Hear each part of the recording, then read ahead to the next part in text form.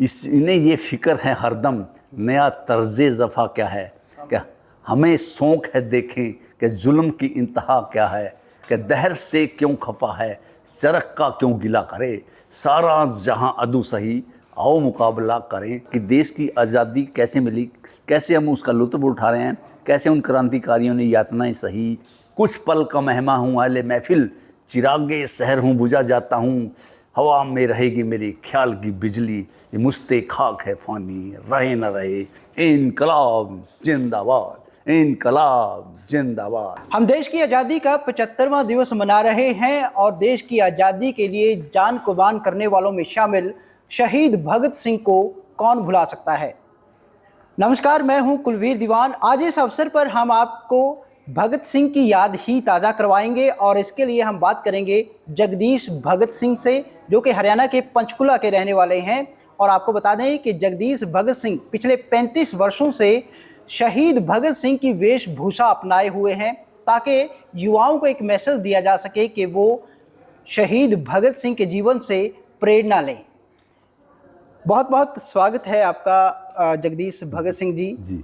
सबसे पहले मैं यही सवाल करना चाहूँगा कि पिछले 35 वर्षों का एक लंबा सफ़र है आपका, इसी वेशभूषा में, इसी गेटअप में आप वही हैट और वही ये कहें कि पूरा पहनावा जो है वो आपने शहीद भगत सिंह का अपनाया हुआ है।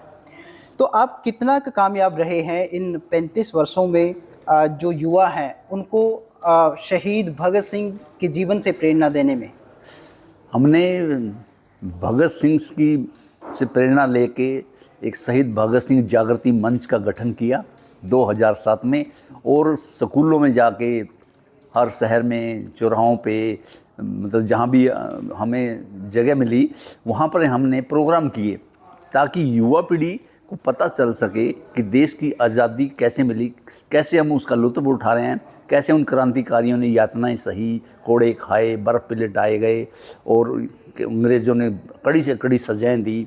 ये आज़ादी ऐसे नहीं मिली है, उन लोगों की कुर्बानियाँ हैं, उन्हें हमें याद करना चाहिए। और इसी याद के लिए हमने 22 कार्यक्रम साल में करते हैं। हर क्रांतिकारी का शहीदी दिवस हो या उसका जन्मदिन हो, उसको हम किसी स्कूल में जाते हैं, उनके बच्चों में स्पीच करते हैं, उसकी जीवनी के बारे में बताया जाता है, इसने कैसे कुर्बानी दी, कैसे आज़ादी की इन्होंने लड़ाई लड़ी, कब इनको फांसी हुई, कब इनका जन्म हुआ, पूरा इतिहास दोहराया जाता है, पूरे लेक्चर वगैरह दिए जाते हैं उसमें। काफ़ी युवा जुड़े हैं क्या? नहीं, काफ़ी हमारे से बहुत युवा जुड़े हैं। और जब भी हम इस वेशभूषा में शहर में निकलते हैं अपने स्कूटी पे, तो लोग देखते हैं और एकदम उनके ध्यान में भगत सिंह की याद ताज़ा होती है। मेरे चलने का रहने का मतलब, मैं किसी बाइक पे नहीं चलता, ना हम स्कूटर पे चलता, मैं इलेक्ट्रिक बाइक पे इसीलिए चलता हूँ। मैं पिछले 15 साल से ही इलेक्ट्रिक बाइक का इस्तेमाल करता हूँ, ताकि लोग जब मैं जाऊं तो मुझे देखें और उनके अंदर भगत सिंह की आत्मा एक बार जागे कि ये भगत सिंह जैसे हैं, और उनको याद आए उन क्रांतिकारियों की। इसलिए हम उसी वेशभूषा में रहने का मकसद मेरा यही है। 35 साल हो गए हैं, लेकिन ये जो प्रेरणा थी ये कहाँ से मिली थी? क्या एक घटना आप बताते हैं कि एक घटना हुई थी जिसके बाद? हाँ, मैं जब छोटा था तो कैथल शहर से मैं बिलोंग करता हूँ पीछे, तो कैथल शहर में एक भगत सिंह का स्टेचू लगा रहता था। जब मैं छोटा था, मेरे फादर से पूछता था, जब उसके पास से गुजरते थे, कि ये कौन थे, तो उन्होंने बताया था कि ये भगत सिंह थे, इन्होंने आज़ादी के लिए अंग्रेज़ों से बहुत लड़ाई लड़ी और देश को आज़ाद कराने में इनके बहुत योगदान रहा।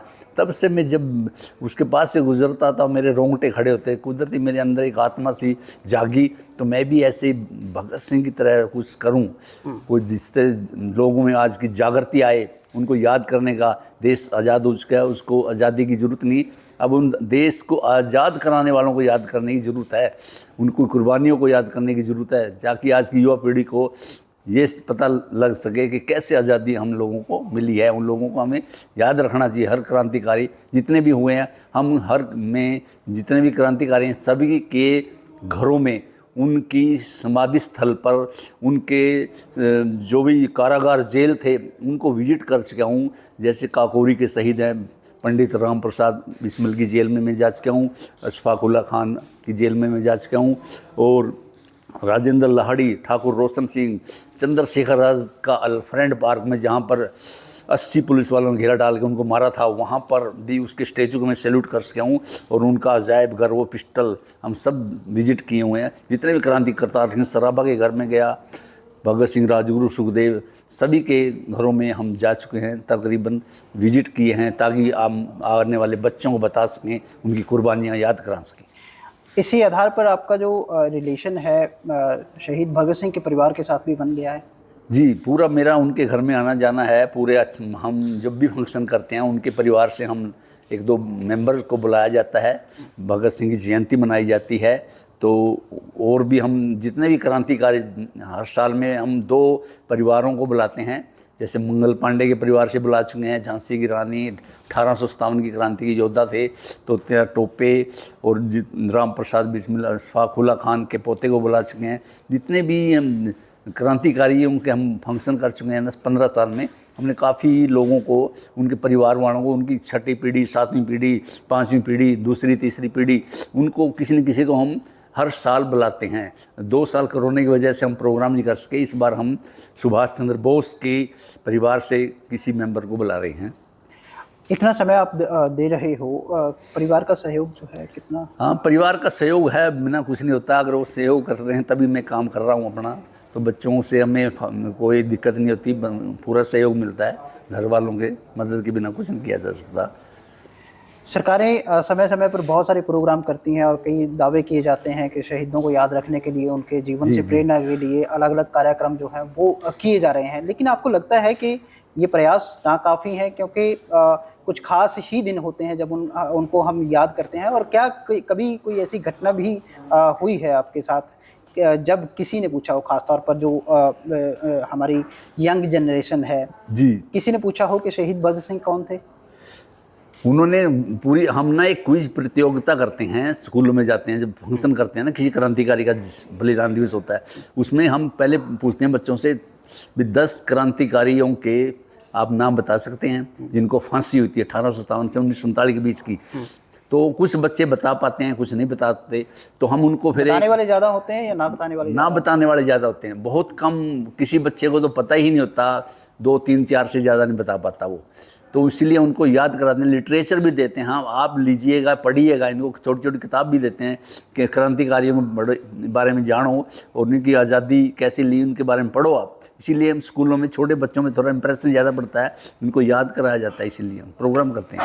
आज़ादी का अमृत महोत्सव हम मना रहे हैं, पूरे देश में जोश है और ख़ासतौर पर तिरंगा का एक जो ट्रेंड चल रहा है, किस तरह से इस पूरे आयोजन को आप देख रहे हैं? पूरा जोश है पूरा हिंदुस्तान में, पूरे पंचकुले में, जहाँ भी हर शहर में 75वां अमृत महोत्सव के लिए पूरा तिरंगा यात्रा निकाली जा रही है। पूरा झंडे वगैरह के साथ, जोश के साथ हर घर में तिरंगा लगाया जा रहा है। हमें अच्छा है जो कार्यक्रम कर रहे हैं। कल भी एक रैली निकली थी पंचकुला के अंदर, बहुत ज़बरदस्त कामयाब रैली रही, तो हम भी उसमें शामिल हुए थे, ताकि देशभक्ति का जज्बा हर क्रांतिकारी, हर देशभक्त, हर बच्चे बच्चे में आए। सरकारों के प्रयास जो हैं, आप लोग अपने निजी स्तर पर प्रयास कर रहे हैं, लेकिन सरकारों के जो प्रयास हैं, क्या आपको लगता है कि काफ़ी हैं? मतलब वो पहले तो इतना कम होता था, सिर्फ 15 अगस्त या 26 जनवरी को देशभक्ति का जज्बा 2 दिन ही दिखता था।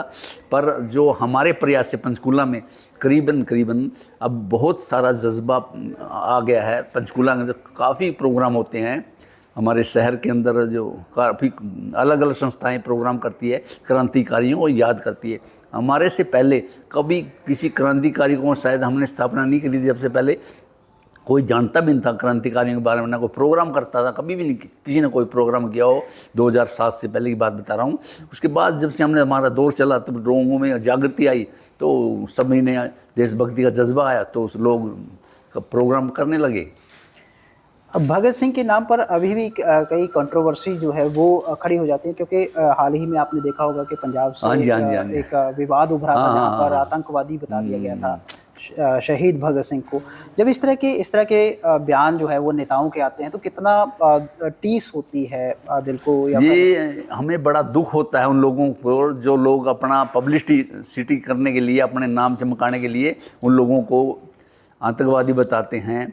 तो वो बड़ी अच्छी बात नहीं है, तो बहुत बुरा लगता है हमें भाई ऐसे लोगों को कुर्बानियाँ देने का क्या फ़ायदा हुआ जिन्होंने हम आतंकवादी बताकर उनको बदनाम कर रहे हैं। ऐसा हमारे हिसाब से नहीं होना चाहिए। बड़ी दुख की बात है जो भी है, जो अपनी पब्लिसिटी स्टंट के वगैरह में बात करते हैं भी मेरा नाम आएगा, ये होगा, तो वो गलत बात है। ये हमारे हिसाब से हमें उसका विरोध करते हैं बहुत बुरी तरह से। आखिर में चाहेंगे कि 2 शब्द जो हैं वो आप युवा पीढ़ी को क्या कहेंगे ताकि प्रेरणा मिले, शहीद भगत सिंह के जीवन से प्रेरणा ले सकें?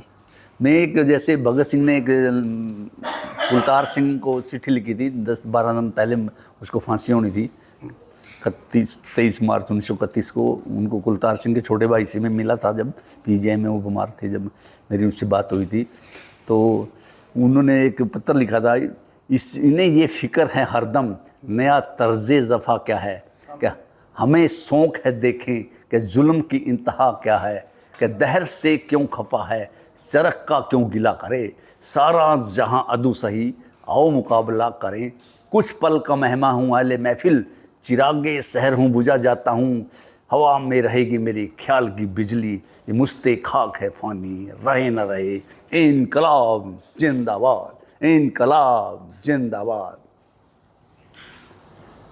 जगदीश भगत सिंह से हम बातचीत कर रहे थे और कहीं ना कहीं हमने कोशिश की है कि शहीद भगत सिंह की जो जीवन है उसकी याद दिलाई जाए। और जिस तरह से इन्होंने कहा है कि जो सरकार के प्रयास हैं वो नाकाफ़ी हैं, क्योंकि इन्होंने ये कहा कि बहुत सारी जगह जब ये कार्यक्रम करने के लिए जाते हैं तो बहुत सारे बच्चों को यही नहीं पता होता कि हमारे जो देश की आज़ादी के लिए बलिदान देने वाले लोगों में कौन कौन शामिल हैं।